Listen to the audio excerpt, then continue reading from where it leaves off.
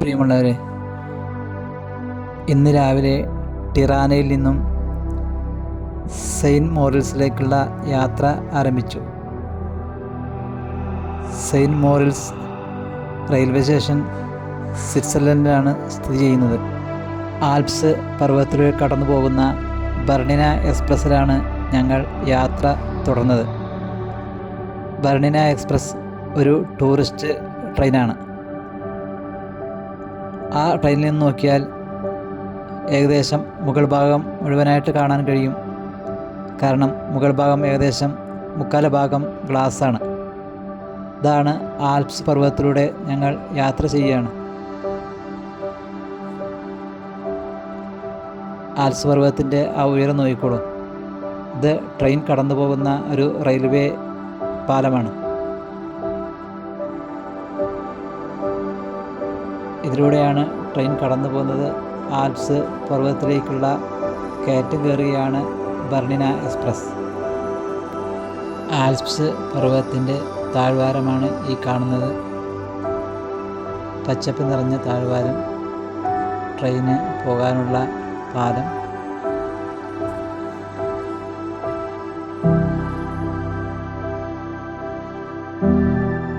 ഇതാ നോക്കൂ, ഇത് ചെറിയൊരു വില്ലേജ്.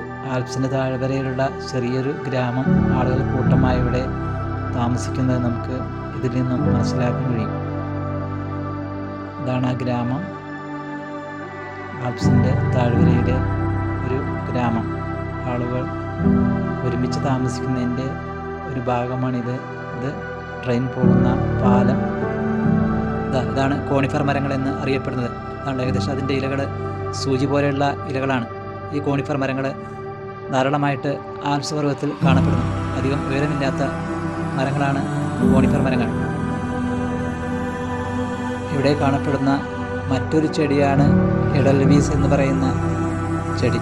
ധാരാളം പൂക്കൾ ഉണ്ടാകുന്ന ഒരു ചെടിയാണ് എഡൽവീസ്. ഇതാണ്ടോ, ആൽപ്സ് പർവ്വതമാണ്. ആ പർവ്വതത്തിൽ മഞ്ഞ് വീഴ്ച ആരംഭിച്ചിരിക്കുന്നു. മഞ്ഞ് കട്ടകളാണ് താഴെ കിടക്കുന്നത്. ആ വെളുത്ത് കാണുന്നത് മഞ്ഞ് കട്ടകളാണ്. പർവ്വതത്തിന് മുകളിൽ കാണുന്ന മഞ്ഞ് വീഴ്ചയാണ് ഈ കാണുന്നത്. ആ പച്ചപ്പ്, ആ മരങ്ങൾ, ധാരാളം മഞ്ഞ് വീണ് കാണാതെയായിട്ടുണ്ട്. ഇതാണ് ഞങ്ങൾ യാത്ര ചെയ്യുന്ന ബർണിയൻ എക്സ്പ്രസ്. ഇത് ആൽപ്സ് പർവ്വതത്തിന് മുകളിലൂടെ മാത്രം സഞ്ചരിക്കുന്ന ഒരു ട്രെയിനാണ് ബർണിയൻ എക്സ്പ്രസ് എന്ന് പറയുന്നത്. ഞങ്ങൾക്കിവിടെ കാണാൻ വേണ്ടി ഏകദേശം 15 മിനിറ്റ് ട്രെയിൻ നിർത്തി തന്നിട്ടുണ്ട്. ഇത് കണ്ടോളൂ, മഞ്ഞ് വീണ സ്ഥലം. ഈ വെളുത്ത് കാണുന്നതെല്ലാം മഞ്ഞ് വീണ സ്ഥലമാണ്. ഏകദേശം ഞങ്ങൾ ആൽപ്സ് പർവ്വതത്തിന് മുകളിൽ എത്താനായിട്ടുണ്ട്.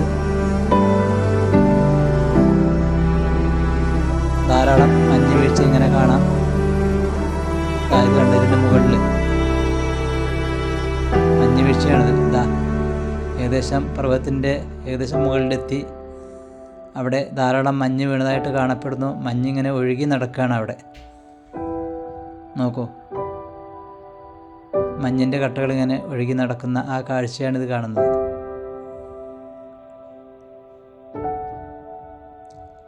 ആൽപ്സ് പർവ്വതത്തിൻ്റെ ഏകദേശം മുകൾ ഭാഗത്തിലൂടെയാണ് ഞങ്ങൾ യാത്ര ചെയ്യുന്നത്.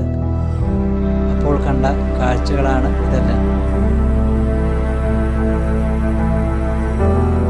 മുകളിൽ നിന്നും ഏകദേശം ഞങ്ങൾ താഴ്വാരത്തിലേക്ക് ഇറങ്ങിക്കൊണ്ടിരിക്കുകയാണ്.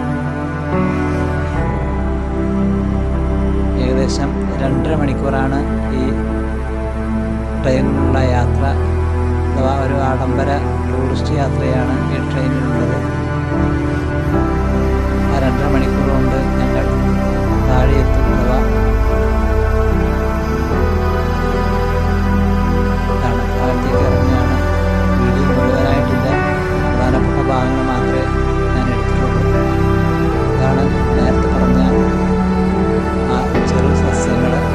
ആ സസ്യങ്ങളുടെ മീതെയുള്ള മഞ്ഞ് വീണ അവസ്ഥയാണ് ഈ കാണുന്നത്.